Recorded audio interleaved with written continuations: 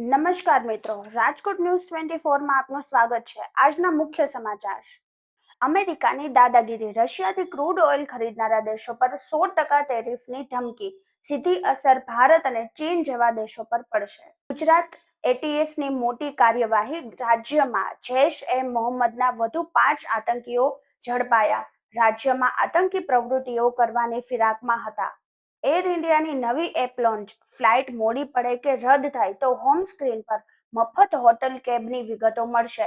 Payment સરળ બનશે. અમેરિકાની સતત છઠ્ઠી રાત્રિના ઈરાન પર પ્રચંડ હુમલા. પૂર, એરપોર્ટ, રેલવે સ્ટેશનો, બ્રિજ તબાહ. ઈરાનના વળતા હુમલાઓ. ભારતીય ચલણમાં પ્લાસ્ટિક કરન્સી નોટો લાવવા માટે રિઝર્વ બેંક ઓફ ઇન્ડિયાએ શરૂ કરી તૈયારીઓ. મટીરીયલના સપ્લાય માટે ટેન્ડરો બહાર પાડ્યા. તિરુપતિ બાલાજી મંદિરને માત્ર 24 કલાકમાં જ મળ્યું 96.98 કરોડનું રેકોર્ડ દાન. મંદિરની કુલ સંપત્તિ લગભગ 3.38 લાખ કરોડ રૂપિયા.